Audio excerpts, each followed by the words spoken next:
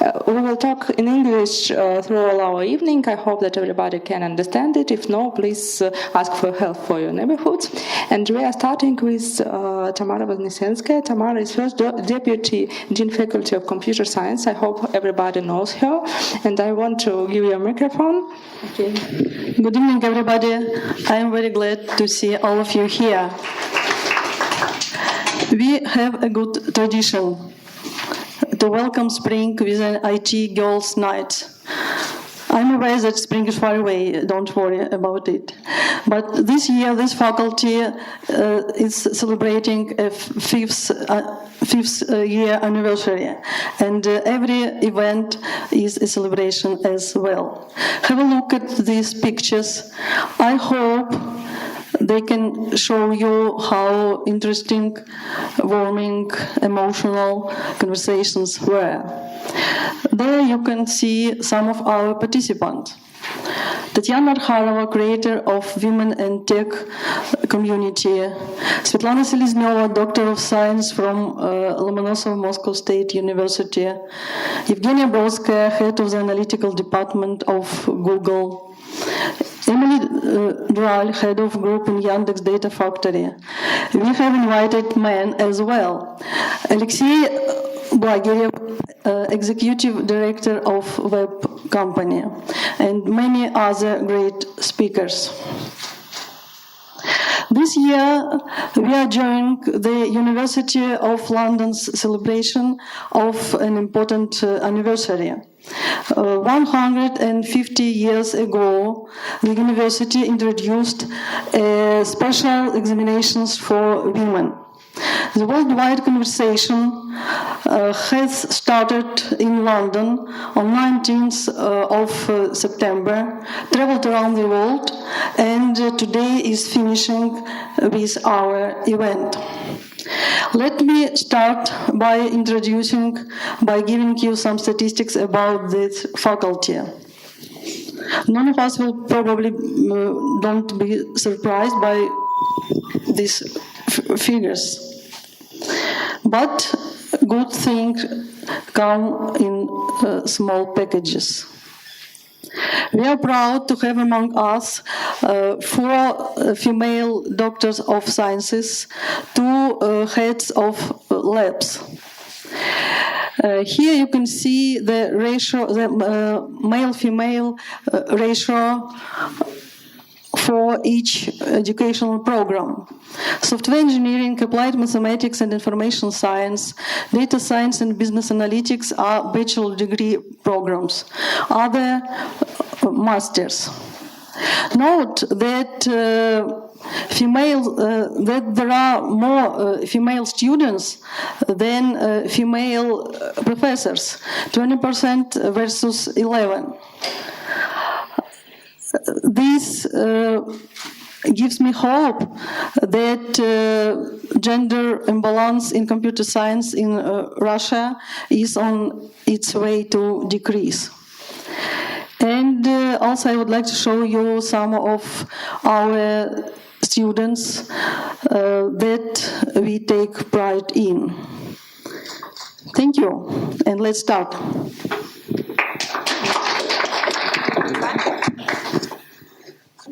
And I want to introduce some small video through which we can see a very interesting speech from Maria Chasny from London. Let's look at the video. A very warm welcome to you all. I'm Dr. Mary Stiasny, Pro-Vice Chancellor International at the University of London, and I'm privileged to be heading up the university's worldwide conversation on women's higher education and equality in the workplace. This worldwide conversation is taking place over a 2-month period, with affiliated events over the world, and I'm delighted to welcome you all to participate in this unique event.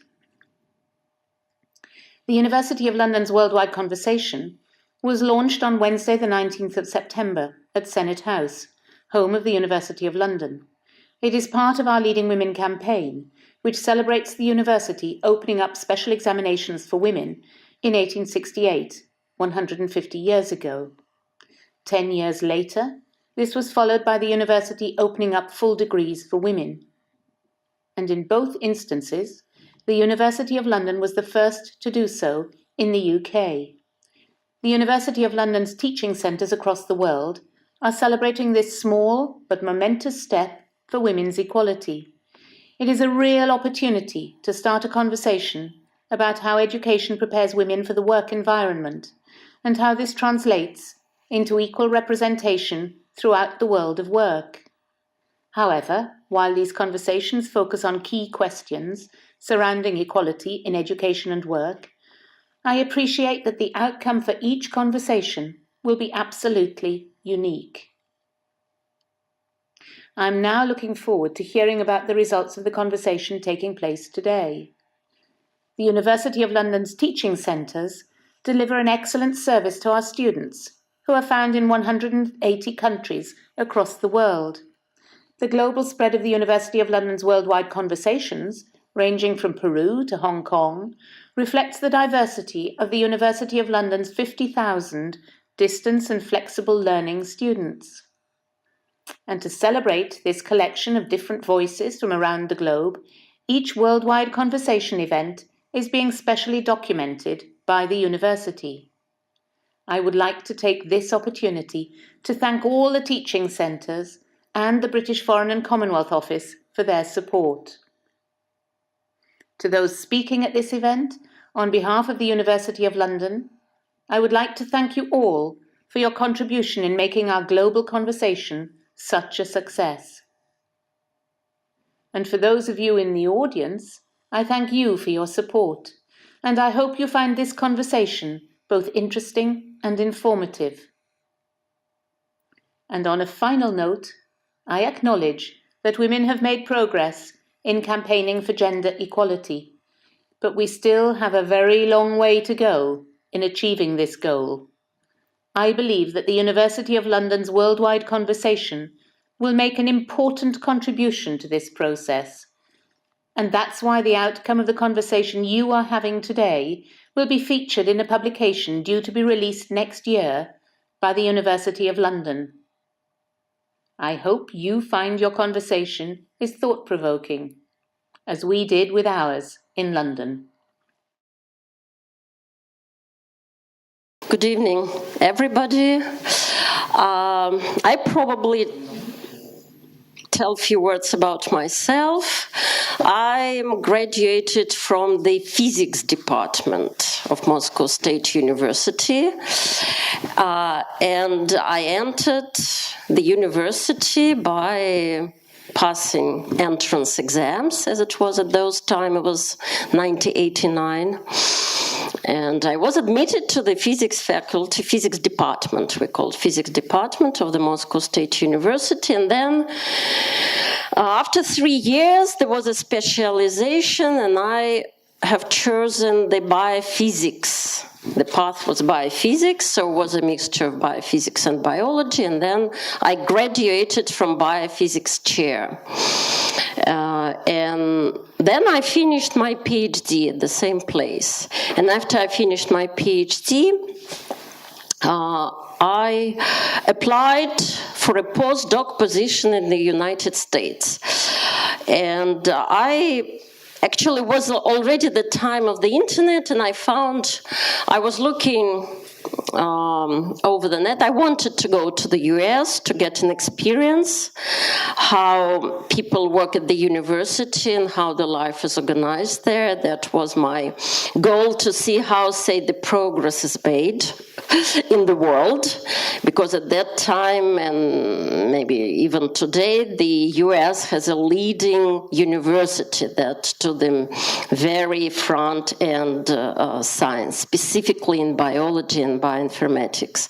I already thinking of doing bioinformatics, and I was looking for the position on the internet, and I applied over the internet, over email, to several places, and then I got back by the group leaders for the head of the lab, and I had an interview over Skype. at those times was maybe a rare occasion. Actually, I was told, first I was called by ordinary phone, and then I was proposed to install Skype, and then we had a conversation, and then I was invited to work in the University of Connecticut in the USA. And I spent there, totally in the US, I spent 6 years, working first at the University of Connecticut and then at the Cornell University.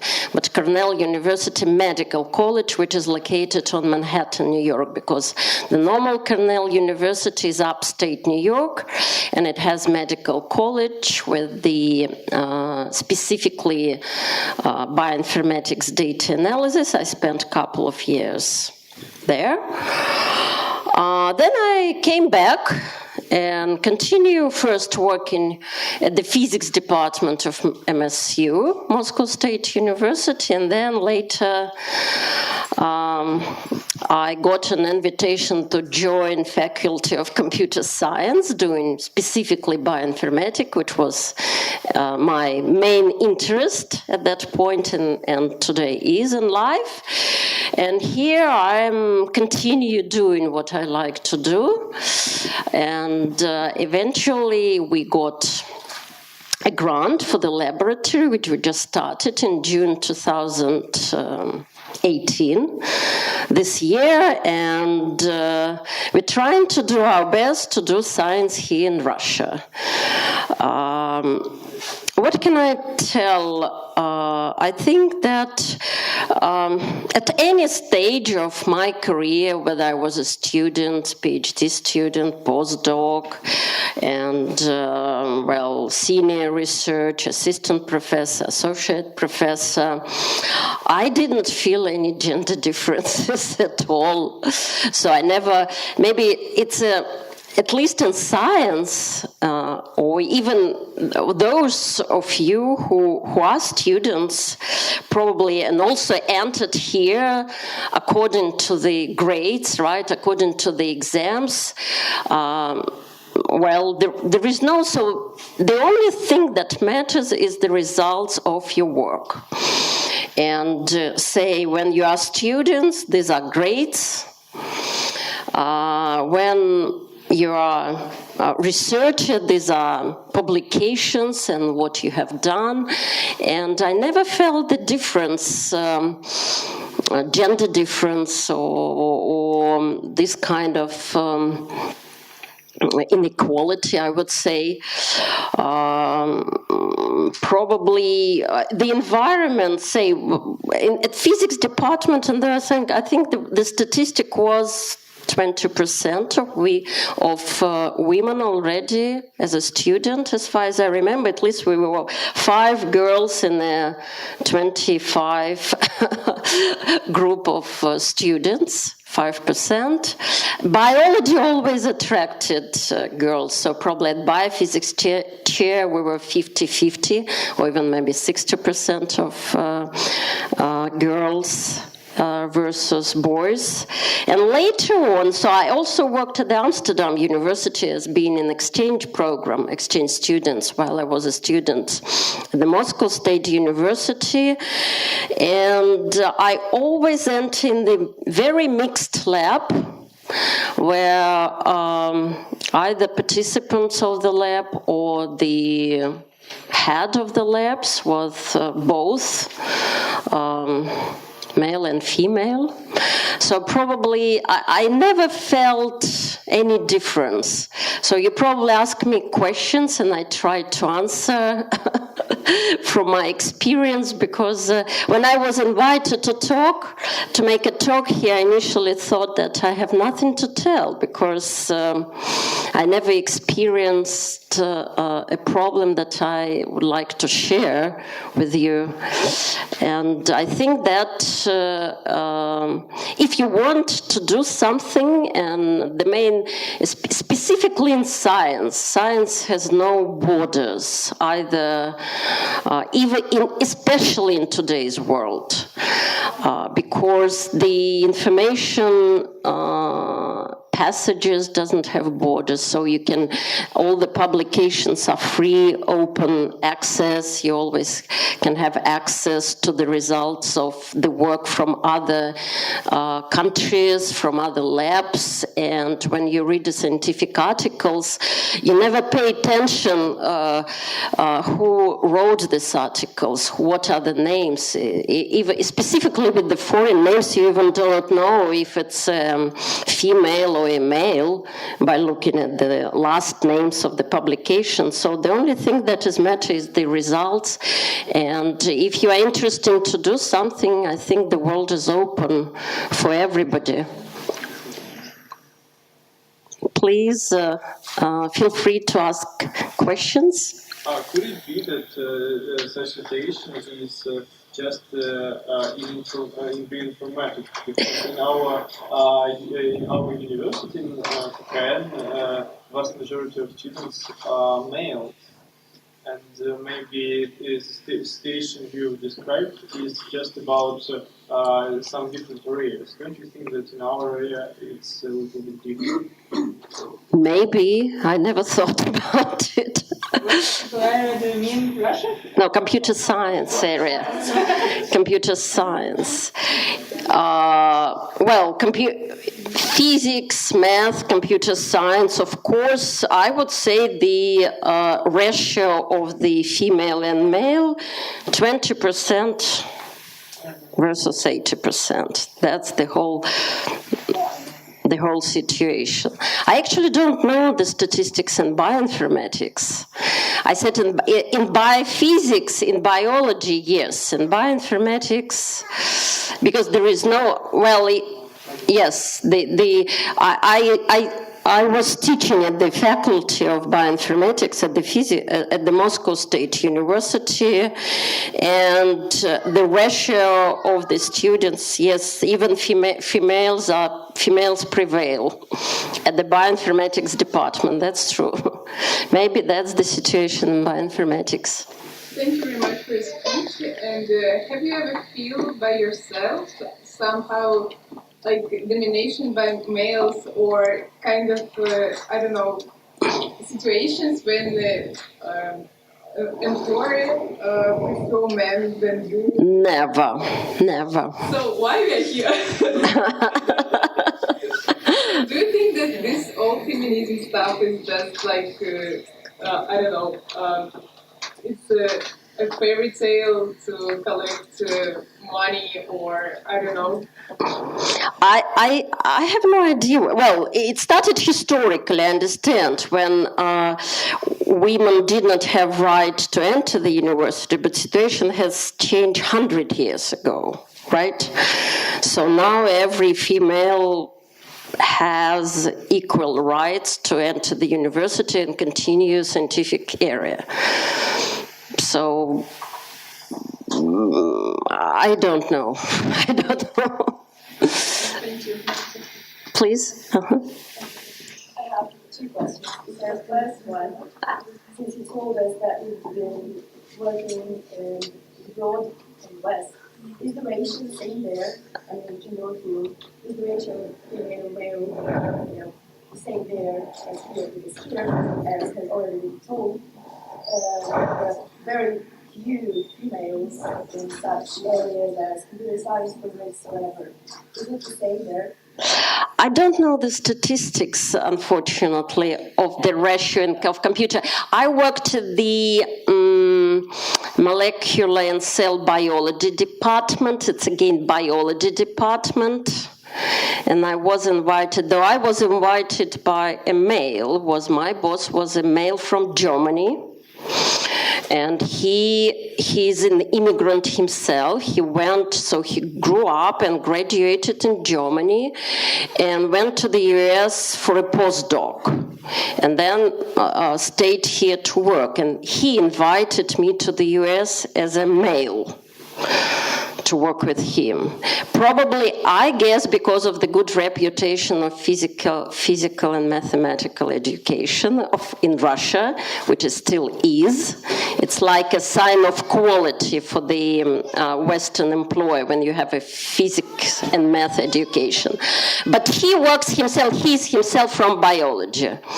And my lab was maybe, there were more male in my lab, but it was it was very internationally distributed, because in the US, in the scientific lab, the boss was a German, and we had, say, one American, one Canadian, one Indian, one Chinese, one Russian, one from Iran, even.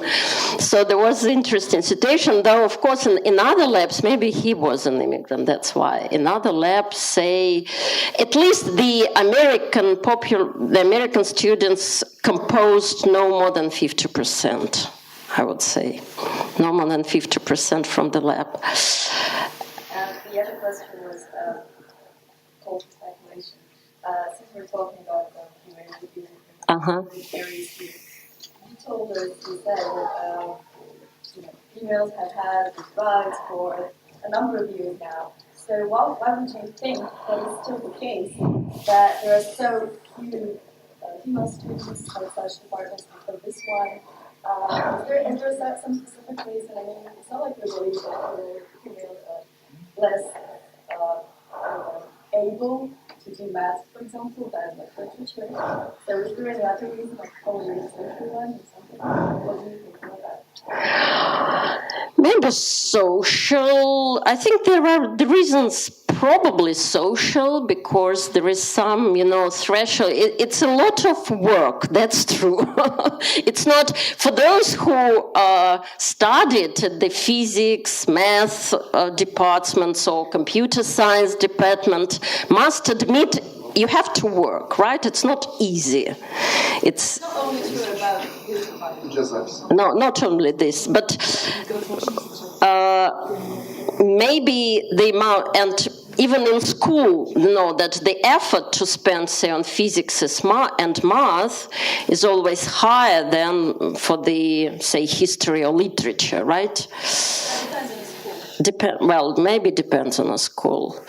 It's my speculation. I would guess why people are not choosing. Then, of course,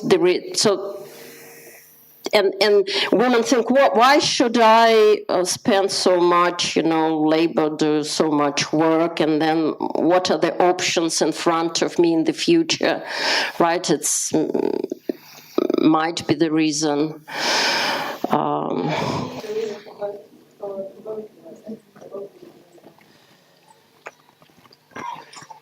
That's true. Well, but still, the male should, at least for the male, it's an option to go forth in the career, further in the career. But honestly, I don't have an answer to your question. I have no idea. The future will show. Well, at least,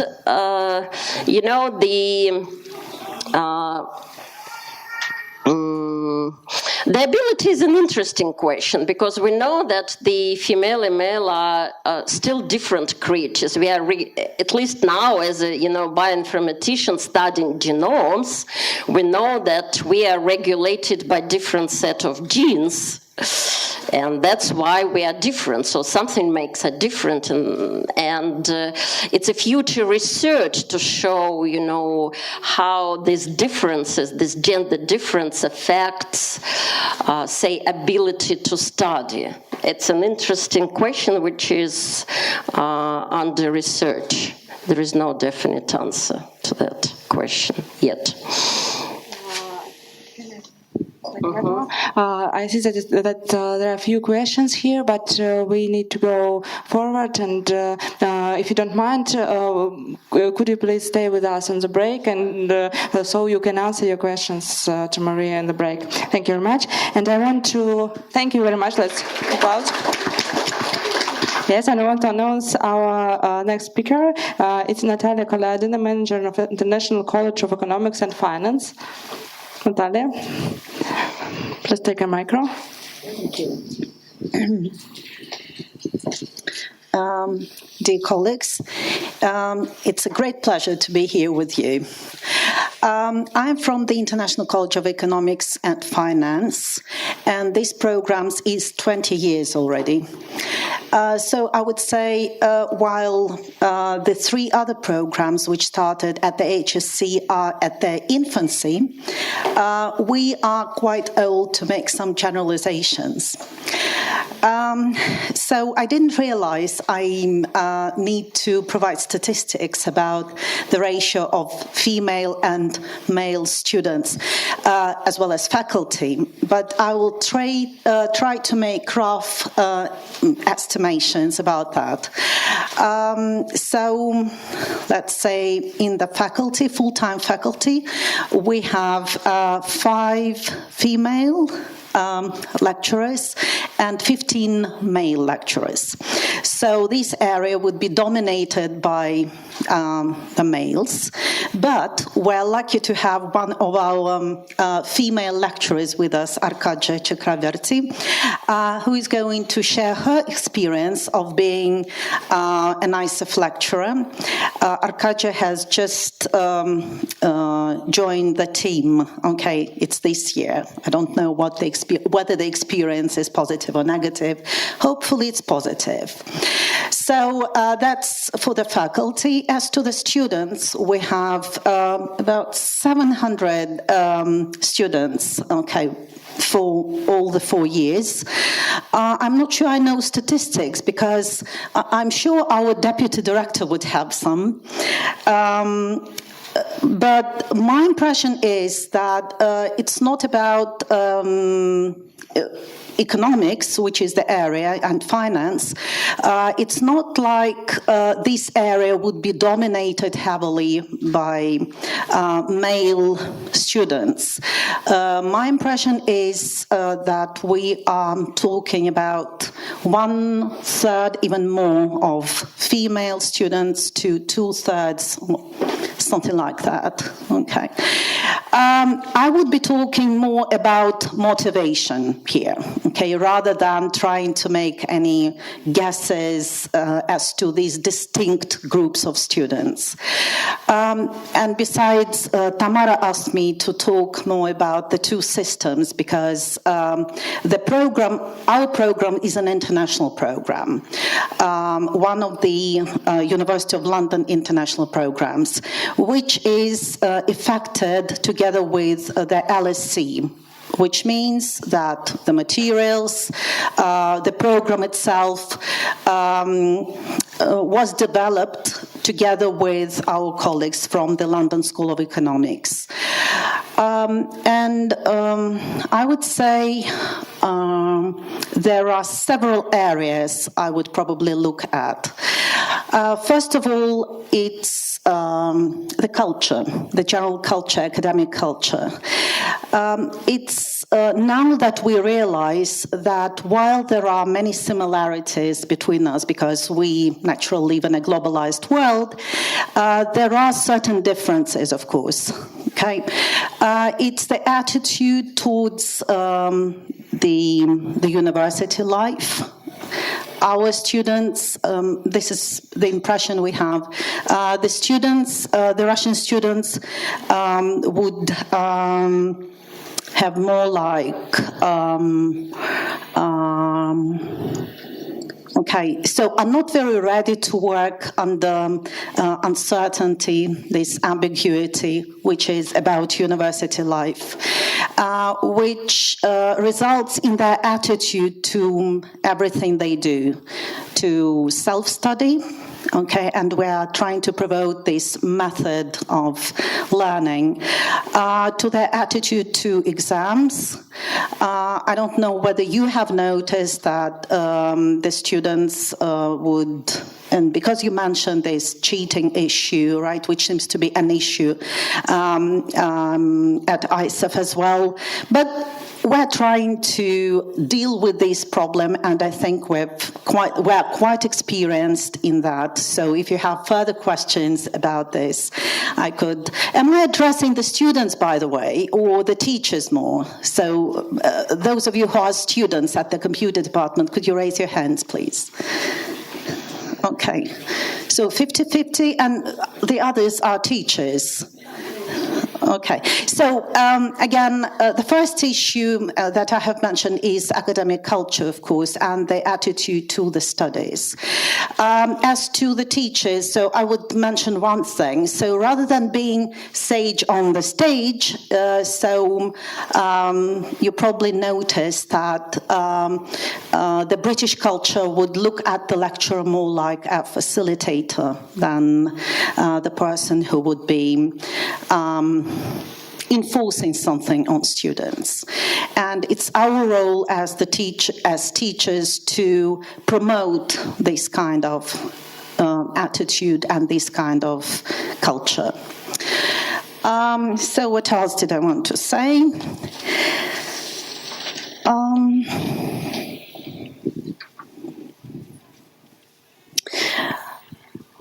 Okay, so probably one more thing. So expectations of the lecturers, which might be different from those of the teachers, which is kind of development on what I have said. And the role of the teacher would be to shape expectations sometimes, okay?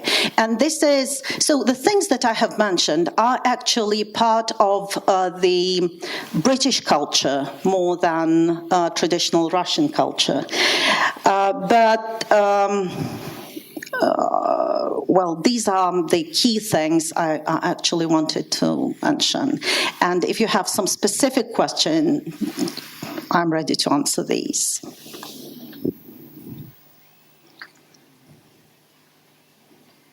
Further questions? Okay, go ahead. You mentioned some numbers in the beginning about the gender proportion. So, do you think they're just good, or it's some biased proportion? So what's your opinion? What do you mean by biased proportion? So that it's like so it might be biased. It's might be a little bit subjective, but with the faculty. So I have the exact numbers, but we have a lot of part-time teachers, by the way. So my impression is that would be 50-50. Okay. And there are more male lecturers than female lecturers. As to the students, so we have several specializations. These would be economics and finance, banking and finance, maths, management, okay? And different specializations would probably have different cohorts. With economics and maths especially, it's more male dominated, okay? While banking and finance would be 50-50. Economics and finance as well. Actually, you didn't answer my question. Okay. So you put numbers, but what should be concluded from those numbers? You put them. You set them on purpose. Okay. Which purpose do you want to achieve by saying those numbers? What should we conclude from that? Actually, I'm trying to state the facts. As to the conclusions, well, we should conclude that we can't say that economics and finance is a male-dominated area, first of all. As to our aim, we do not make any difference between male and female students. As I said, I'd rather be talking about motivation here. As to their achievements, yes, more males than females would get first prizes and commendation letters. But that's probably because of the area. But, okay. So everything is okay. No well, because in discussions like this, usually people said, okay, we have that, we have some unbalance here, we should work in that direction. So should we work in some direction? Let me think. That's a very interesting, by the way, that's a very interesting question, because when I was invited here, so I never realized that I need to, now I do, by the way, so that I need to make some conclusions as where we're moving next. Probably I will talk to my colleagues, and we have to think about this question as well, whether we and how can we promote this very area among female students and candidates. Okay, and I will try to make more statistics about the achievements of male and female students before we make any conclusions as to where we would like to move next.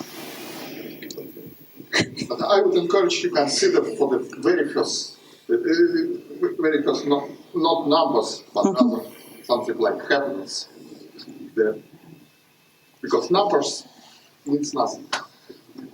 You are the first person who would say this, especially at ISAF.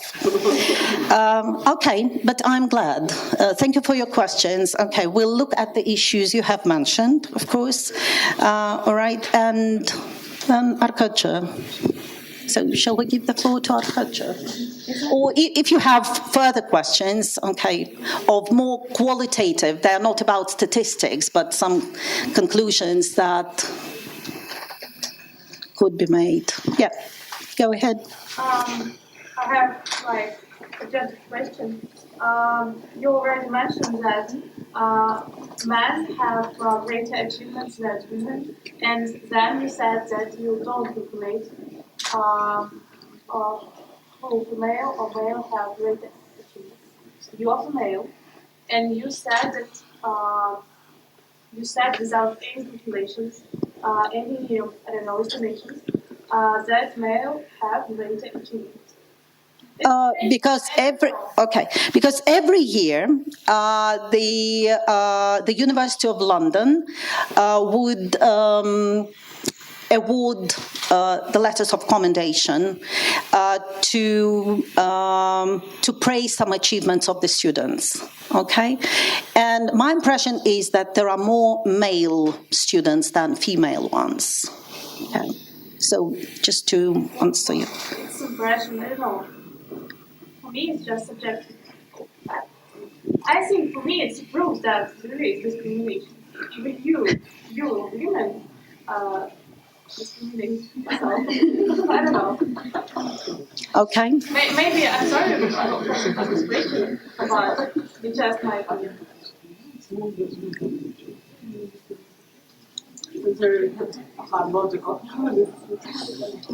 Okay. Tatiana. I think that it's a very interesting discussion. Thank you for you. And the question is, we measure people, males and females, by achievements, but the achievements say nothing about abilities. For example, let's imagine the society that have same abilities for women and for males. But in this society, this can be the situation that males have much more achievements. But still, women and males and females have same abilities. And the question is how we can measure the abilities for women and for men, because really achievements do not say us nothing about abilities for reach this achievement. Why do you need to measure abilities? Because I think that the proportion of males and females achievements means nothing. But abilities means it's important. For me, abilities means little. I would say motivation means a lot. Okay, we know there are many able first-year students. Okay, and when they become second, third, fourth year, okay, you see that they're not ambitious enough to realize their full potential, to develop their abilities, in other words. So in higher education, it's more about motivation, much more than about abilities. Thank you very much. And I want to introduce our next speaker, Arkadia Chakraverty. Arkadia, please. Thank you. Good evening, everyone. It's a pleasure as well as a privilege to be here and discuss about such a burning issue. But before I delve into and telling you what I feel about this, I think I'm going to disappoint a few of you, and probably some of you are going to be happy with what I'm going to say. But let me tell you something about myself. So my undergrad major was mechanical engineering, and then after a few months, I think, I moved to finance. And since then, I've been loyal to this area. I did my master's or MS in finance from Barcelona Graduate School of Economics, and then did my PhD in finance. And I joined International College of Economics and Finance last year. Since we're talking about, but as a research area, I am an empirical finance researcher, and as an empiricist, first I received an invitation, I was wondering whether I should delve into data and see where the data takes me, because I'm always intrigued by the story and the pattern revealed by data itself. But then, given the fact this issue, women in education, is so close to my heart, I decided to tap into my own experience as a student, as an employee, and as well as an academic researcher. Also, it allowed me to reflect on to a few significant interactions I have had with prominent women professors in the area of finance and accounting. So I think, and partly I do not belong here because it's about women in science, but if you're interested in a little bit about management studies, I think I can bring something to the table. So I remember an incident when a woman in her early 30s had applied for PhD application. And one of the concerns, apart from all the technical questions and answers, one of the concerns of the interview panel was, what if she gets married and decides to quit the program in the midst? I could not help but wonder, would they have thought about the same thing if it were a male applicant? And the answer probably to that question is no, they probably wouldn't have cared even if he had kids. So my interaction with all the women faculty members in finance, accounting, they told me that, and what stands out to me is this bias against women is not only amongst peers or transmits top-down. What's surprising is that it transmits bottom-up as well. So especially in business schools, it has been talked very widely amongst women professors, and even men professors are aware of that. I have had a chance to talk to one of the LSE professors recently, and he does acknowledge that. So in business schools, students have a bias against women professors. So I do not think these biases are non-existential. Some can be verified with data. Some cannot be verified with data. For example, recently, I'm not so sure if you have read this news about Japan. So what they do is all these medical examination, entrance examination for medicine, they reduce the score obtained by women. So they artificially reduce the admission of women students into medical schools. So, having said that, and given the fact that I'm an academic researcher, which allows me to travel a lot across the world and interact with a lot of people, I can say that in varying degrees, there is probably not a place, a profession, a workspace where gender inequality does not exist. This in my experience. So, but then is it all or it's completely lost? I really don't think so. I think education has played a big role since universities started to take in women, and since then we have come a long distance since then. And because of that, education has allowed us to bridge this gap and I believe it will continue to do so. So, at least in my experience, and not just that, and I think this uphill battle of gender inequality is even harder for women who come from underprivileged strata of economy.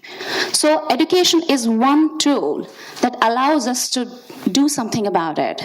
And I can say that from my own experience. I come from a very modest background and a very small town in India.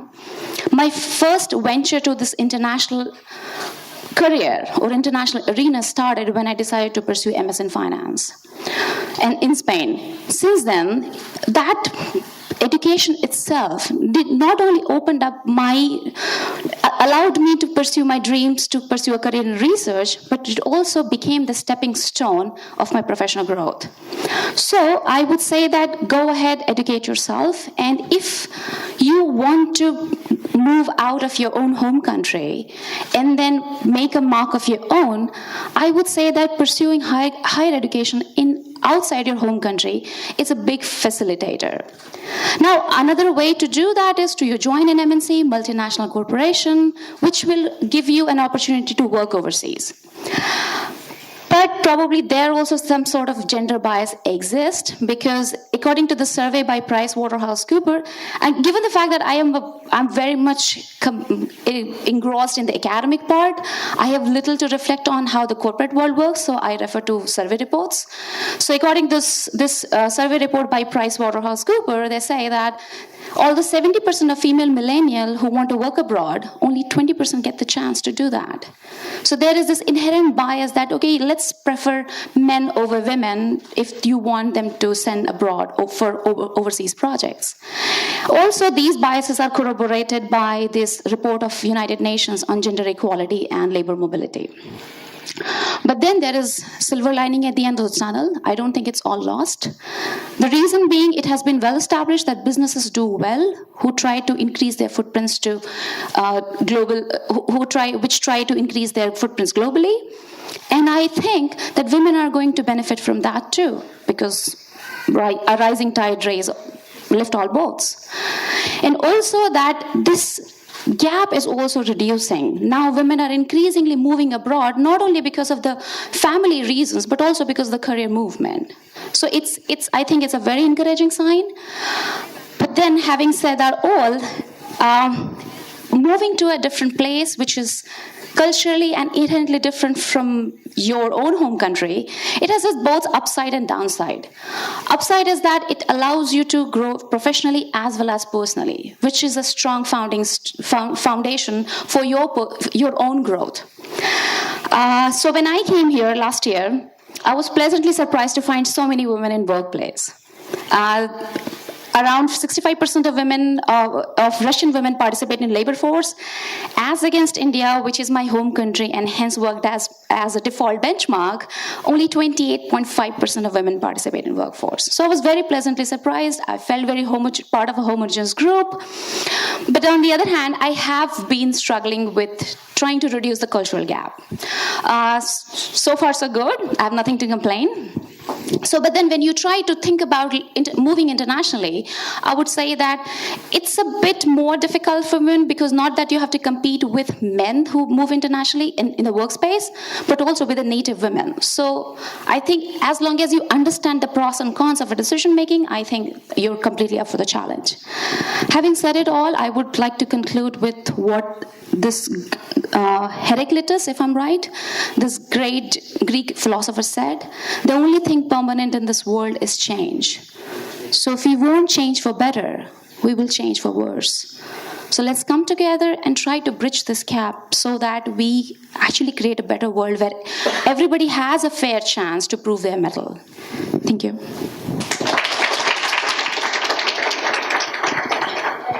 Any question?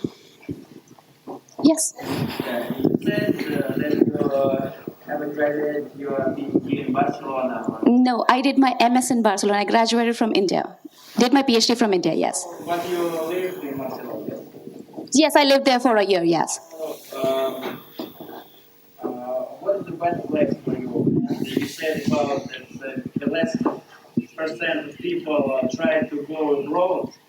So if you compare the place two flags, Barcelona and Russia. What is better? Okay, so I think the question, okay, I'll start from the beginning. I have studied in Barcelona, I have studied in France, I have studied in Singapore as a visiting scholar. And now that I'm working in Russia, I think I can tell you the common thing between all three places is I stayed there, I lived there, but still didn't speak the language. I don't speak Russian. I'm still struggling. But then I survived. I think it was pretty fine, and with Google Translator, life is pretty easy. But then the difference between why I like Moscow more than Barcelona, because when I lived in Barcelona, I was a poor student. Because INR, the Indian currency, was converted into euros, so I was pretty much living on a string purse. Here, I'm a faculty member, so my expenses are taken care of.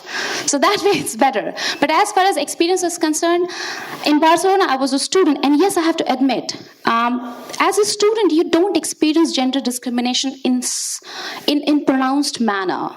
It's because nobody will tell you that, hey, you know what, I'm going to deduct your grades or points because you're a woman or you're a girl. So when a student, it might be a bit difficult to acknowledge it, but when you move into management role, you will see that because your boss's bias kind of play against you. But it's not that prevalent in academia. I have come here and in my workplace, I haven't experienced anything against me because I'm a woman. Does that answer your question? Partly. Thank you. Any other questions? All right. Thank you. Thank you very much. Thank you. And I want to give the microphone to the next our speaker. I think that I don't need to introduce the speaker, but anyway, Maria Yutkevich, Vice Director of High School of Economics.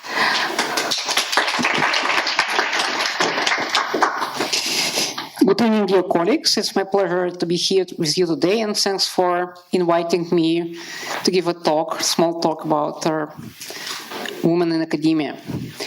I also, as Maria, graduated from Moscow State University, next building, which was the main building in the math department. And at that time, we had 50% of women in the mathematical department.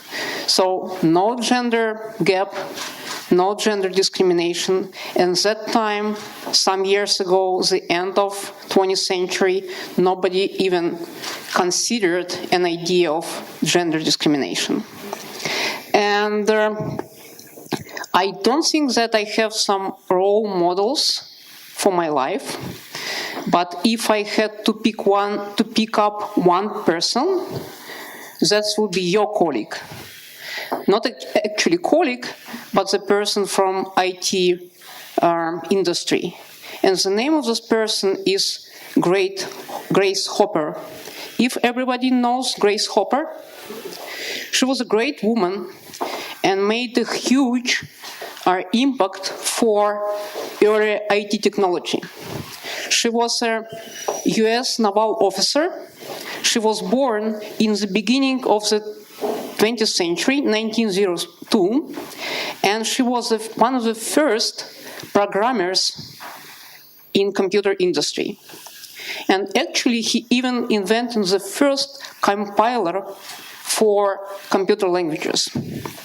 And she was famous for introducing the word which you all know, and this word is bug, because sometimes we are saying there is a bug in our program, right? And it was Grace Hopper who introduced this expression, because at that time they did an experiment with some computer. It was the mid-40s, and there was a small bug in the whole machinery. And because of that small bug, computer didn't work out. And when they found this bug, they wrote in the lab journal that we have a bug in our computer. And from that time, that expression came into the computer language. And she did a lot for computer industry. And why she's a role model for me? Because she has two impressions, which I like a lot. First is, it's better to ask forgiveness, not permission. which means that if you have a good idea, it's better do it without asking, can I do that? And then ask forgiveness. And the second expression is that the most dangerous centers for any organizational life is we always did like that. So if some organization does something inefficient and doesn't want to change, people normally saying that we all did like that, that's very dangerous. And that's just one woman from IT. But if you had a course on the history in computer science, you would learn that the history started from a woman. Did you have this course, right? Ada Lovelace. She was a Lord Byron daughter, and she wrote the first algorithm in the whole world for the first computer. At that time, in the first part of 19th century, it wasn't computer yet. That was mechanical machine. But she was the first person in the world to write algorithm. And also, if you move in computer industry history further, for some 40s or even mid-50s of the last century, you would learn that the most computer programmers were not males, but females, which just mean that women started this industry. And we had a huge role in that. Please don't forget that. And probably we need to take our role back.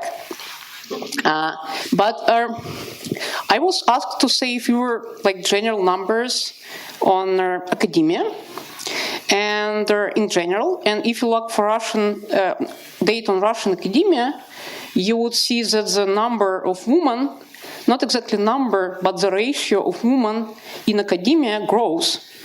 So in the end of 80s, there were 45% of women in academia, and now we are about 55. So we have a kind of feminization. Is it good or bad? It's hard to say. I don't think that we should apply this kind of question here, but there is very obvious explanation for that. The wages in academia goes down comparing to non-academia sector. And it always happens like that. If in some industries wages goes down, there is feminization in the industry. So feminization per se doesn't mean that it's just always good. And of course, most of us probably don't experience any discrimination, but in some countries, their institutional arrangements in academia create this kind of discrimination. Take, for example, the case of France. In France, to get tenure job, you need to be fast. You need to publish your papers fast. And that means that you should be very productive in the first years of your career. If you was not lucky for the first 10 years, it's really hard to move further, to move up. Which means that if you want to do a career in French academia, you probably need to sacrifice your life work balance to be faster. And that's might create a problem. I was sometimes asked, and you might probably ask me, do I feel any discrimination as a vice rector? Because if you look on the statistics, it's about 15% vice rectors in Russia who are female.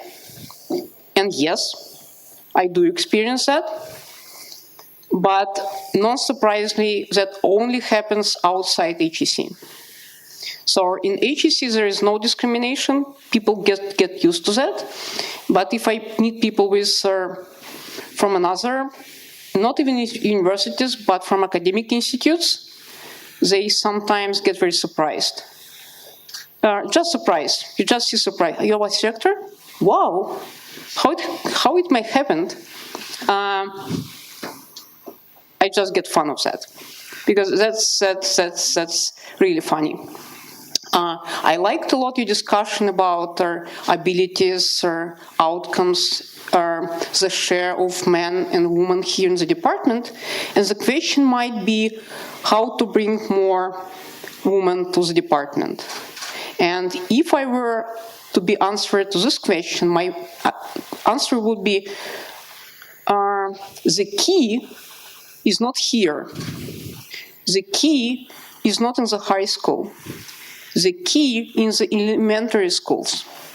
You should work with not high school students, but with children who just start their life in school.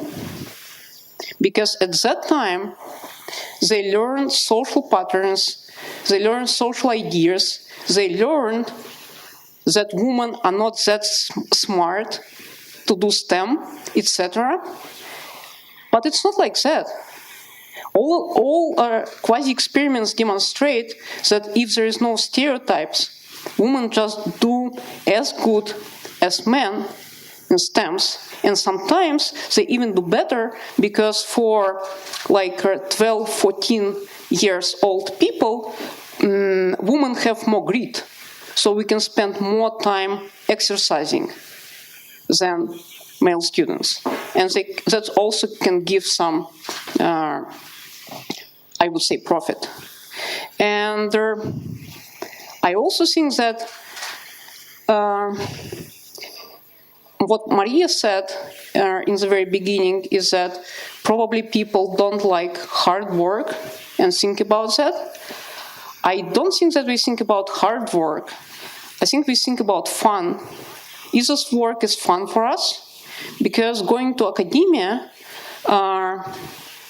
it's not because of money or something. It's just because that's fun for you, right?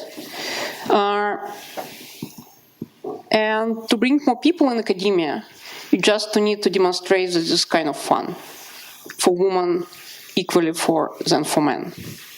Thank you.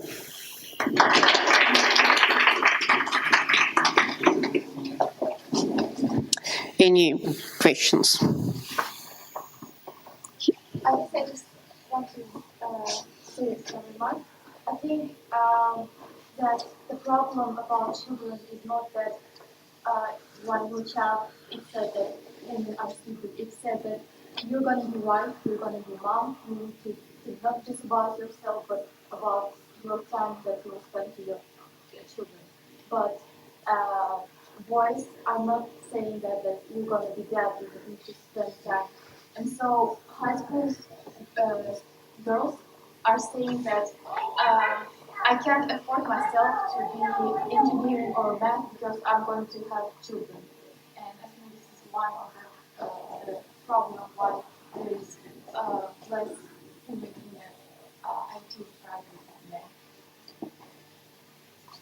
Of course, there is an argument like that, but I think that this kind of argument is very subjective in a way, because I might reframe that in the following way, just the opposite.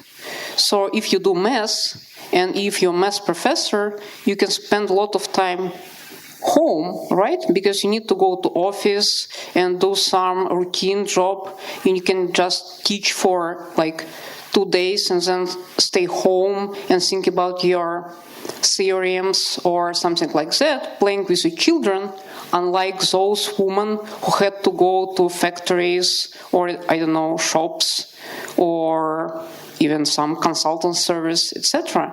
So we might consider that like that, right? Yes, but I think not everyone thinks that they can make math at home. They usually think that they will spend all time in a university or in a factory or doing some employment. And also, I just want to say that I think it's now changing how we can involve women in IT. I think it's from other parts. There's like digital humanitarians. There is a lot of women actually.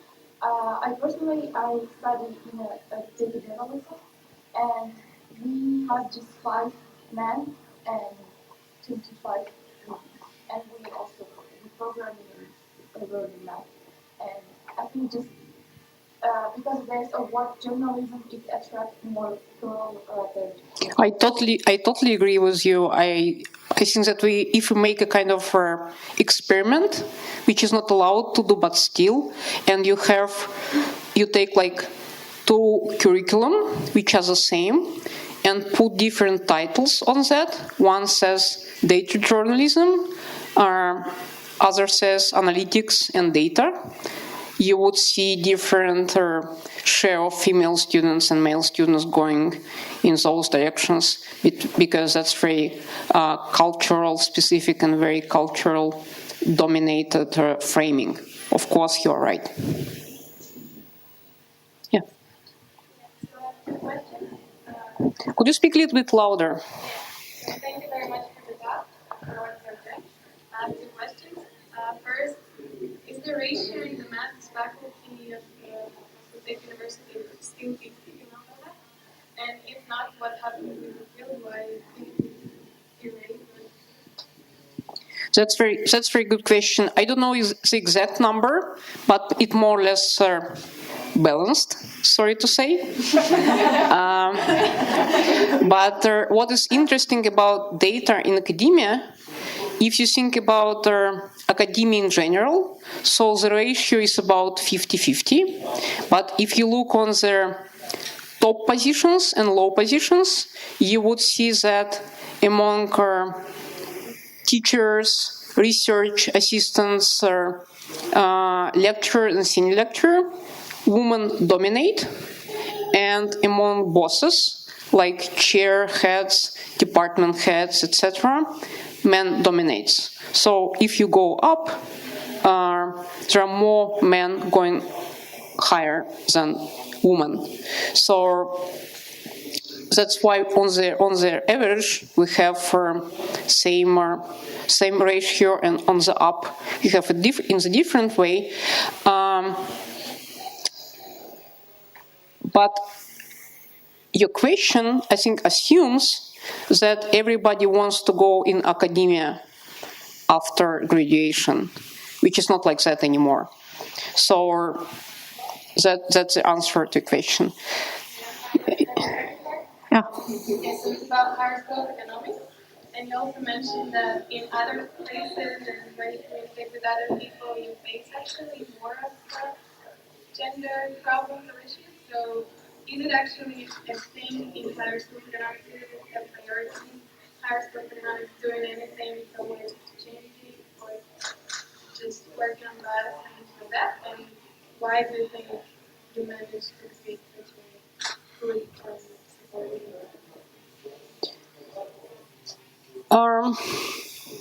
That's a very good question, which I don't have any exact and short answer. But I think one of the reasons is that HEC is very young, and we don't care about any stereotypes. Because when HEC was created, our rector was like 35 years old. And if you have rector who is under 40, at that time, in the beginning of 90s, it was just ridiculous. Anything else is just smaller part of the problem, right? Who cares about vice rector if like a boy chairs the whole school? And we just didn't care and still don't care about stereotypes. That's why we opened physics department in the Higher School of Economics. That's why we moved with computer science department. Everybody was saying just, why computer science department? You understand nothing. There is no synergy. And now, for us, your department, your faculty is exactly one of the key for integration of HEC in general. Because your fellow students and your faculty work basically with all other departments. And that's really important. So we just don't care. Sorry, I just want to share my own experience about why men want to go to academy more than girls because they just don't want to go to the army.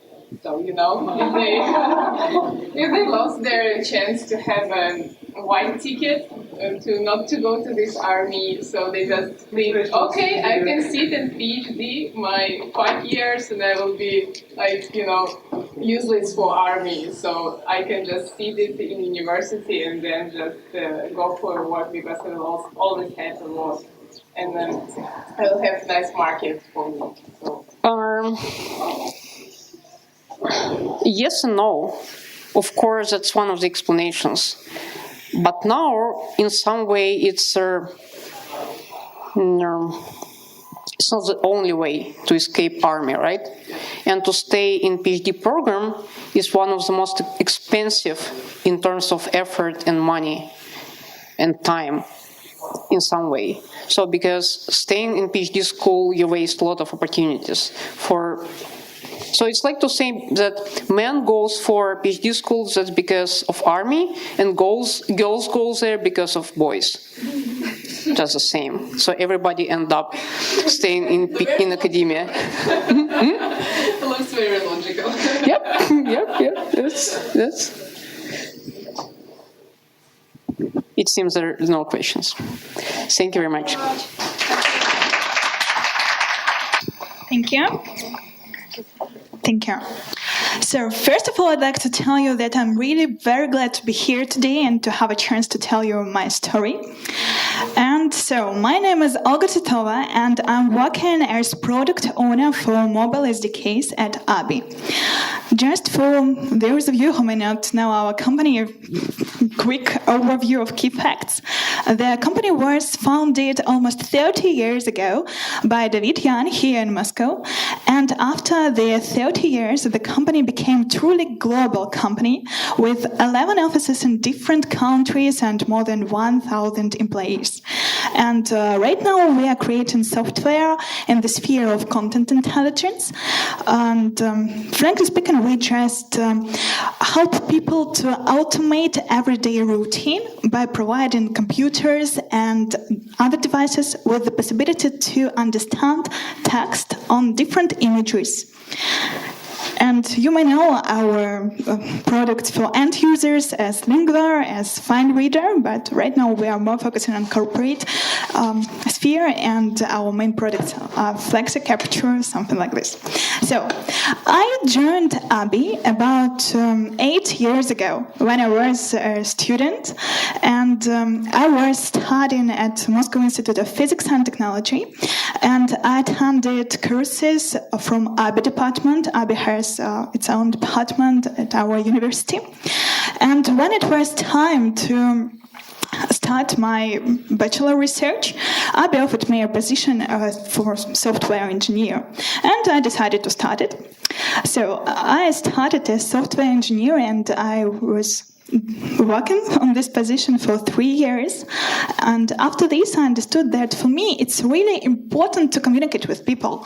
And I decided that I need to have this communication as my daily routine, as the task which I need to do within my job. So I decided to move to analyst position. And I was responsible for requirements gathering, for communication with our customers, and then communication with developers. I was responsible for providing developers with the information what they need to do within our products to create good products which are appearing on the market. And finally, right now I'm product owner, and I still do the task with communication with developers, and also I'm communicating with our customers, and I'm responsible not only for development side, but also for business side. And I have some revenue goals, something like this. And honestly speaking, when I received the invitation to this event, to be a speaker on this event, I wasn't 100% sure that I need to do this because their name is very loud. The name is about leading women, and I believe that I still have a lot of space for improvement, and I need to do this, yeah. But after some thirds, I decided that I have the ideas which I can share with you, what you need to do to be successful in modern company, and also to share my ideas about gender equality. So, at first I decided to tell you about skills, but finally I understood that it's not about skills, it's about actions which you need to take to get these skills. So, actions to success, at least from my opinion. First of all, you need to think. Of course, I do not mean that you need to sit on your chair and think about something. You need to choose some sphere which you would like to have as your sphere, and in which sphere you'd like to build your career. And you need to think about it. You need to study. You know that the world is changing every day, and you need to understand how it is changing. And you can't be sure that the knowledge which you get during the university years, that this knowledge will be true for all your life. The world is changing. You need to study every day. I believe that this point is pretty clear, and there is no need to spend lots of time talking about it. So let's go further. And you need to work not only on your hard skills, you need also to work on your soft skills and develop it. To be honest, I believe that today's soft skills in some situations are even more important than hard skills. I have a lot of samples, especially from different startups. For example, just yesterday, a friend of mine who has his own startup, he told me a story that his co-founder, which is a great developer, and he's CTO of their company, and he was also responsible for some communication with their customers. And some project, it was awful. And the reason was very simple, because this guy who was responsible for this communication, he couldn't communicate in the right way. He didn't have these soft skills to explain the opinion of the company and to build a good communication with this customer. So you need to develop your soft skills, and you need to know how to explain your opinion. If you do not need how to explain your opinion, nobody will know that you're a clever guy and you know something. So it's really important in everyday life. It's really important in business. If you do not want just to be a developer, if you would like to be a leader, you need to have these soft skills. And the third thing, it is about yourself. You need to believe in yourself. For me, it was very difficult, because every day I thought that I'm not perfect and I can't create something new, I can't create some great things. But sometimes you just need to believe in yourself, and you need to express your opinion to your colleagues, and you just need to do it. Because sometimes when you think that it's wrong, it's not wrong. They do not think about it. You can give them another opinion, and sometimes it can be a start of new development, of your invention. So, the next thing is very important as well. It is about planning. Without this, you can't even understand whether you are successful or not. Because to understand whether you are successful, you need to know what you need, what you want. So you need to plan it. You need to plan your life at least for a year, better for 5 years, to understand your goal and to go to this goal. But, of course, you are planning, but you need to be prepared to the situation when everything is going under control, force majeures and so on and so forth. There are some things that not about us, they're about different people, and they do not think like we think, and they don't want to do what we want them to do. Sometimes it happens. So you need to be agile, and you need to understand that bad things also happen. And you need to be prepared to this, and you need to be able to change your plans and just create your new plans. So, it was about some things which are true for both men and women, regardless of your gender. And as you remember, the question today is equality in different spheres, gender equality. And when I thought about it, I think that this was the answer. So, actually, yes, everybody is equal, and men and women, they are equal, but not from the very beginning.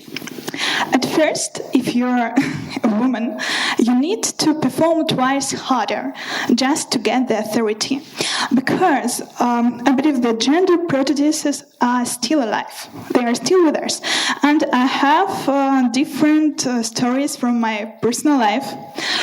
For example, when I just started to work as an analyst, and I wrote lots of emails to my colleagues, to developers, and tried to explain them what to do, they didn't want to do this. Just because, first of all, I was a newcomer for them, and they didn't trust me. And also, I was a girl, so I need to spend additional time trying to persuade them that I can think and I can propose good things. And I have even more funny story about myself when I was a software developer, and I decided to attend one conference. And I registered to this conference at the last moment. I do not have my badge, so I had to go to organizers and ask them for this badge. And a girl who was responsible for this, she just asked me, so what is your name and what is your current position? And I answered, hi, my name is Olga Titova and I'm a software developer. She started laughing and answered, oh, great joke, so what is your position?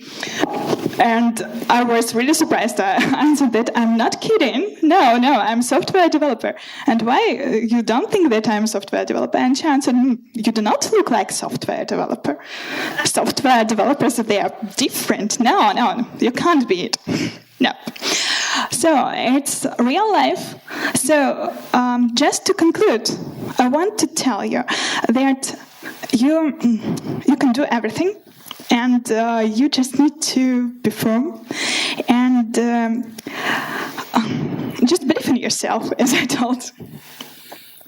So that's all. Do you have any questions? Yes, please. Thank you for this. We have a second mic. We have to use it. Hi. Thank you for your speech. You are so nice, and we're so. I don't know. We want to work more after that.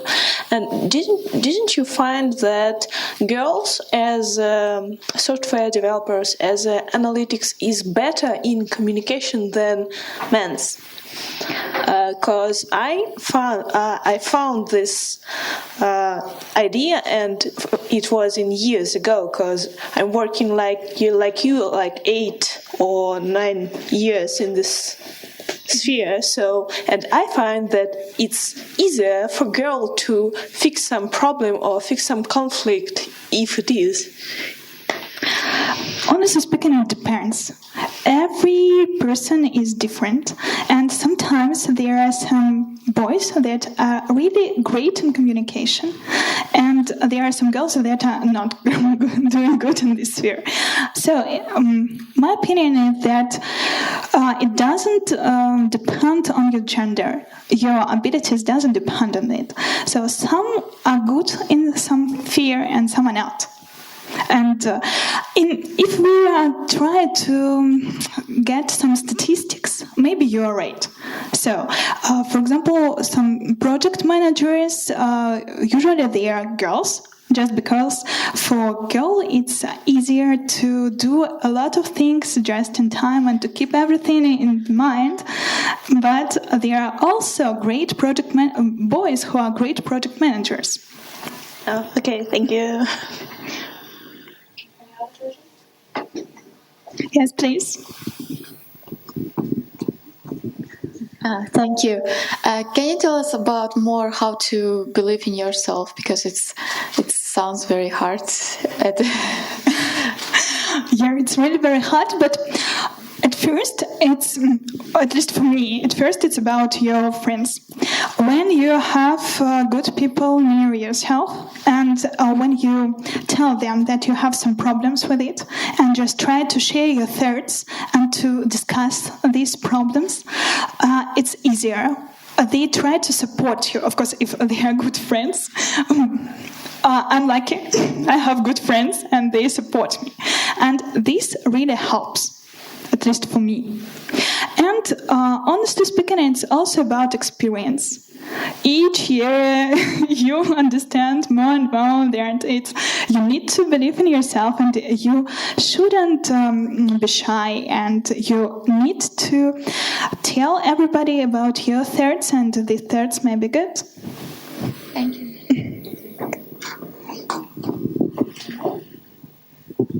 No. Thank you. Thank you. All right, so first of all, I would like to say that the topic we are discussing today is important, as obvious as it is, but also, to my point of view, very sensitive and personal. It's one thing to talk about gender's equality and about life in general, and people have to have equal opportunities, and I think it's way different when you actually start talking about personal stories. When you meet people that talk to you and actually tell you some horrible stories about their bad experience in the field, stories that we heard today about girls actually being not able to get to places they would love to get. There is also positive experience of people who are able to actually laugh at that. I think I'm not the only one, and as we mentioned here, who is facing people saying like, you are from IT? No way, right? So it's, again, I think the key here is the difference between talking about something abstract and general, when we are talking to actually stuff that happens to us every day. So if I'll manage to use this thing. Okay. Oh, this is like I click and you actually move it? I see. That's technology. Computer science faculty works for it. Yes, so I'd be happy to actually share my path, though it is actually luckily very happy and positive experience that I faced. And I think the main idea that I would like to pass today to you is actually about the opportunities that we have. And yes, because I can't change right now in a moment all the system of the society and all the education, and I can't start with primary school, unfortunately. But I would like to just clearly say out loud that it is not a super unique or special or way different from you story that we can all have. So, yeah. I click. Yeah, good. So my name is Michal again. I was born in Israel, and I moved to Russia when I was 8. I think that's an important point to our talk today, again, in terms of being different, being diverse, not able to speak the same language as people are, and being very happy and lucky about the fact that the environment that was around me was the environment that was accepting and ready to have me in there. Okay, I think we have to rehearse this somehow. So, that's way too far back. Yeah, do you want me to do that? Yeah? How about that? Can I do that? Ooh, you spoil all my presentation. Now they know everything about my future. No! Could you stop? Okay, cool. All right, so I will just use this probably. Yeah. Cool. Okay, so first we discussed was actually moving to a place where you are different in terms of your nationality, which I think actually correlates to the topic we were talking about, is about being different, right?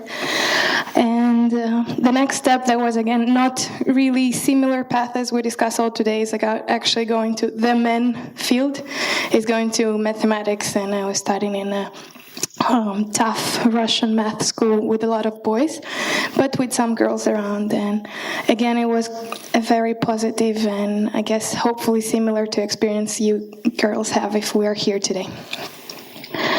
After that, I made a choice that I'm very grateful for, and everything what is going on, I'm going to say after this slide is actually on a huge half because of the Faculty of Computer Science and because of this place and the people who are around here.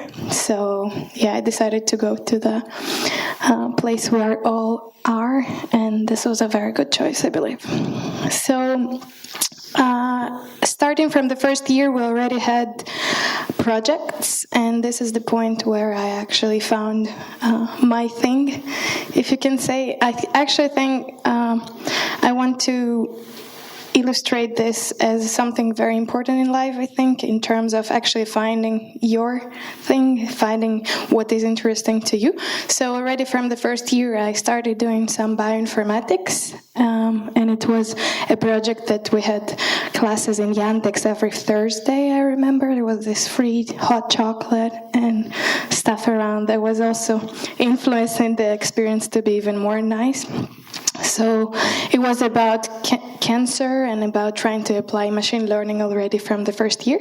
I'm not going to cover everything in deep details because it's already pretty late now, but I want to just give you some ideas about what things could be and what you maybe would like to talk about with me or with your friends later. Okay. So yeah, I think that it was a lot about relevance and about giving a person, a girl, a chance to find her sphere. So after that, I went to a bioinformatics school, summer bioinformatics school. It is also cool. So there is a division to two halves, not gender-based, luckily, but it is a very clear distance. So you have half of the people from mathematical or informatics background and half of the people from biological sphere. And I guess this is also a kind of illustration showing that it is very beautiful to actually have the mixture. Disclaimer, I'm currently studying in the Masters of Bioinformatics here. I just graduated from the Faculty of Computer Science. And I think this is also an illustration of how people from different backgrounds, different experiences can collaborate and make actually very beautiful things together. And it is inspired by other people as well. So after that, I went for some conference, internship in Israel, and again, thanks to the Faculty of Computer Science, I can say in the lab in Tel Aviv University, I felt like I'm a part of the team and didn't have any real strong issues with that. Yeah, we had some more projects here, getting applied knowledge, and I think this is all about getting strong skills and confidence in the fact that what you're doing here in school is actually something you can use after, which I believe can help us when we are stepping after in the real world around. So after the third year of the university, I went for a summer internship in Google. I was working on a project, anomaly detection on time series. It was a very good time. I had a great team, a very supportive environment. We had cool stuff like open microphone, and this is the music room in the office. We had some private pride events and a lot of other, again, open-minding experiences. It is crucial to say that companies, and something that I'm going to also bring up today, really spend a lot of money, effort, and time in order to educate people around and put emphasis on the fact that diversity is something they want to enrich. And I can say that this time there is actually very good, and you can feel it from many areas. Yeah, we actually did some volunteering stuff as well. And this was in Munich. Yeah, some pictures around. This is my manager. Usually girls are actually my managers for some reason. But yeah, definitely there is instability in terms of the quantities. Girls are more rare. But again, in that field, you don't know or you don't feel that this is something different. On the other hand, they have a lot of courses and a lot of additional lectures and classes and talks about diversity and even trainings and many bias trainings when you stand in a circle circle with people and you get some sentences. Or for example, we had an exercise when it was some sentences and we would have to assume if there is a male or female, and you actually learn a lot about yourself and a lot actually about these biases that we all have every day. Even you are shy from yourself, then actually you have it in every moment, but I think it opens and changes your perspective on many things. Fourth year, oh yeah, that's a cool thing. So after during the fourth year, last year of studying here in the Faculty of Computer Science, we founded with my friend Dasha, so two girls from Russia. Yeah, you'll see Dasha in a moment. We went for this Indian joint ACM, which is high level pretty much, conference in India. It was Goa. Goa, not usually a place where people go for conference, to be honest. But this is how we decided to spend our winter vacation. And there was one thing that we didn't really understand, that when it was said that it is international, it was actually meaning that across India, people come from many different states. So me and my Russian friend Dasha with white hair and the only white person in the room were the only two girls in the conference. Again, I feel blessed or lucky or, I don't know, happy about the fact that it was always a positive, fun. We did never get any real bad attitude towards that, but it was definitely a topic to discuss, and you definitely feel that you are not part of everything else going around. Some more illustration. This is like the Goa University pool right next to the conference rooms when we have all the lectures. And people from the place. It was a very interesting experience, I can say. Very diverse. Yeah, so with the last year I founded the lab of Mikhail Sergeyevich Gil Fund, and Maria Bobtsova is also the head leader of our lab. And this is again another place. If you're looking in Moscow for a bioinformatics field and you want to be in a open place with people that are accepting, that are looking for differences in people that have music band, that's what we do, and that are really supportive and interested in science, that are progressive, this is a place I would definitely recommend to go. And I was lucky to be, and now I work in the lab because I feel it is somewhere I want to be, where I can be myself. Last summer I spent in London, in Facebook, and again I was very much surprised about how much effort they put into these trainings. So before you start working, you have these few orientation days where you are being told about the company, the values, what they do. And actually Facebook spent a lot of effort, and really you can feel in the everyday life. They have different communities in general, but also inside they have like women they have lectures, they have communities with different fields. And I think a very important point is that I know that I myself and my friends could find a sphere, an area, and people around that they would be themselves. So with the help of this, you feel less lonely. Exactly that support when you have people which help you to believe in yourself.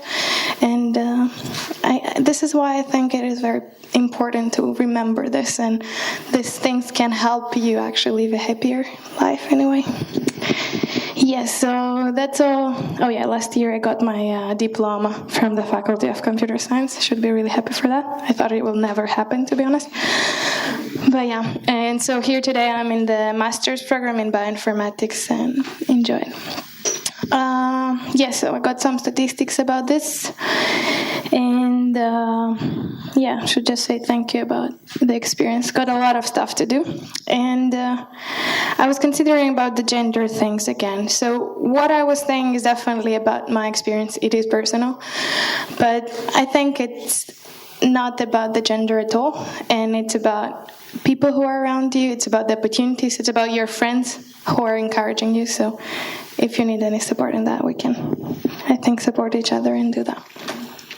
Okay, so again, when I was thinking about what I can share and what I can do as an influence here, I thought that I would be happy not only just to talk about some cool stuff, but also to give a practical knowledge. So I prepared some tips or like hacks or information about actually some technical interview, because I was saying that all this cool stuff in Google and Facebook. But I really want to send the message that it's not something that is there and some crazy nerd or super smart or very lucky people go. I can actually say that I do believe that not everyone probably, but almost everyone who really puts effort to can get there. So I just would like to do a checkup on how much in detail. So if you could raise your hand if you're interested in to, I don't know, try yourself maybe in the interviews, or at least in the details about the technical interviews. Could you raise your hand if there's something you're looking for? There is in Facebook, Google, they give you food for free. So it's a good motivation to join and have billions of users that are using your device.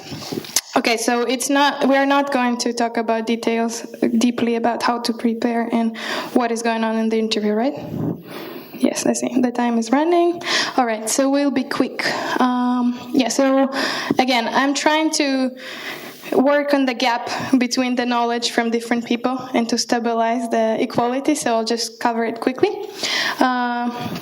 The points that are interested in the interview is, first of all, of course, your skills, concrete hard skills, and to measure how much you can bring value in the company and what you can do there, as well as your abilities to measure the hard of the implementation you use, the technical skills you have, as well as the communication. The interviews are in English. They're via Skype or Google Hangouts if you're going for Google. And it's very structural and clear steps that you have to do in order to get there. And yes, they want to figure out if you are a good fit or not. And it's nothing very bad to happen if you didn't manage to get all the questions correct or it was not perfect. I think there is a high chance that you get there.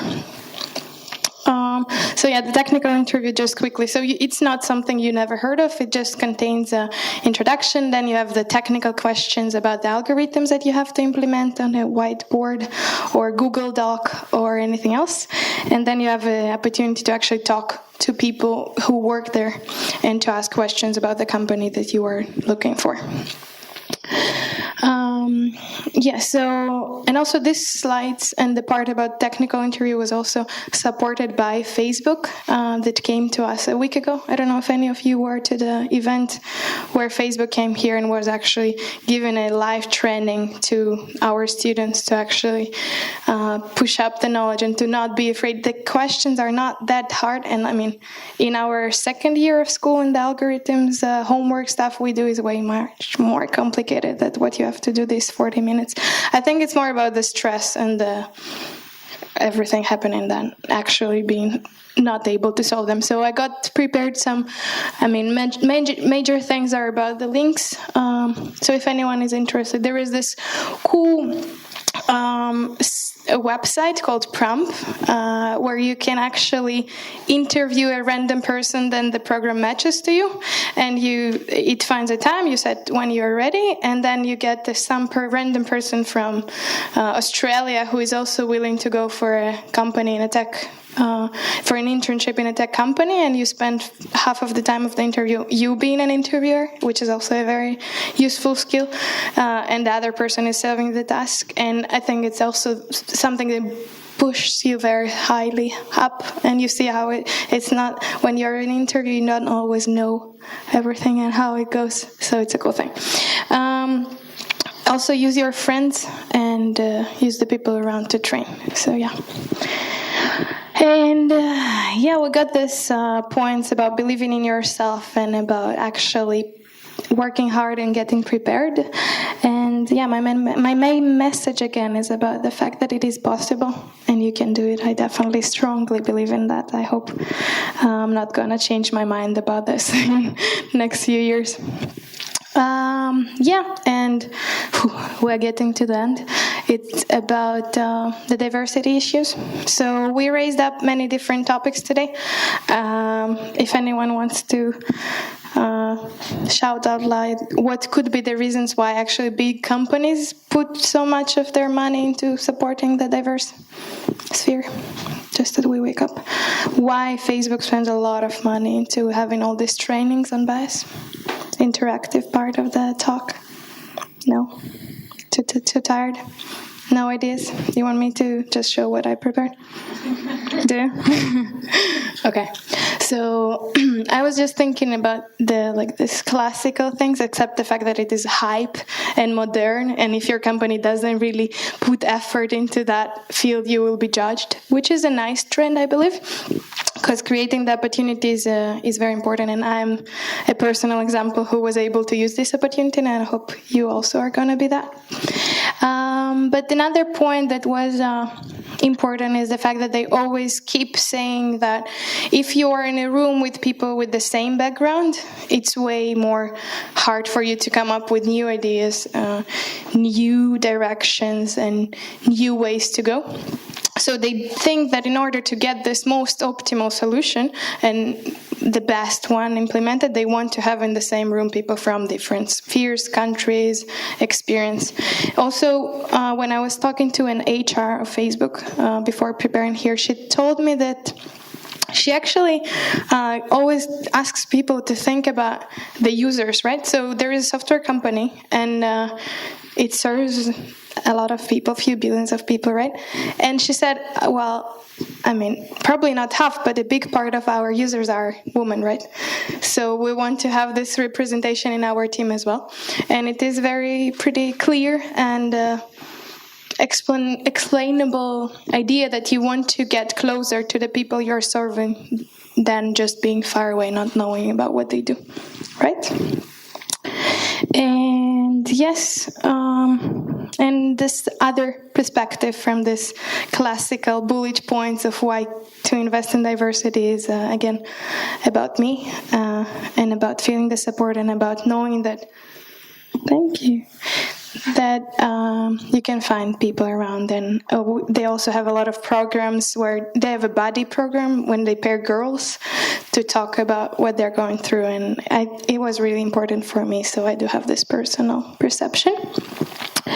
And yeah, about the communities we already talked. And just, is this working? The last part of today, we're almost there, is about the place we are. So it is about the Faculty of Computer Science again. I said a few times that I'm really appreciating what is going on here.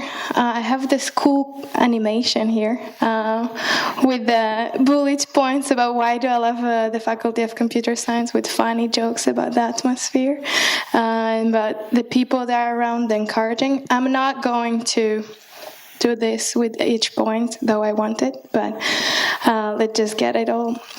So I think those are things that we all know, but if somebody is not from here, I think that it's super important to be in a sphere where you have relevant knowledge that you can go to an internship and use right away. I always know this example that people come to the company and say, forget everything you learned at university, it's not going to be used. It's not the case. So we're very lucky and blessed about that. And minors and many opportunities that we have in order to find the area that is also close to us. Project, conference, internship, we all talk about this, but it all was happening in this faculty and in this place, so I really appreciate that. And yeah, thank you very much for the support, the opportunities, the love, and what I have had during this time, so really appreciate that. That's it, I guess. Thank you very much for such emotional and impressive speech. Do you have any questions? Thanks. Okay. Thank you for your presentation. You are so nice. And I have one not nice question, actually. I recently read a big article about it was named like Google Wives. Okay. And there was saying that then some programmers from Russia or something country from like third world, sorry for this, came to the Europe who are working for Google or Facebook. They haven't, wives usually haven't opportunities to work there because they haven't like ability of this. And don't you know what social programs have Google or Facebook about this?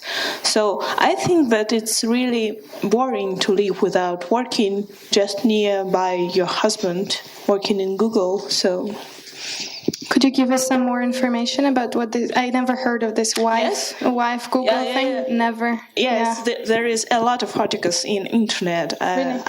I've read 2 of them, and I found that it's quite a big success there, because.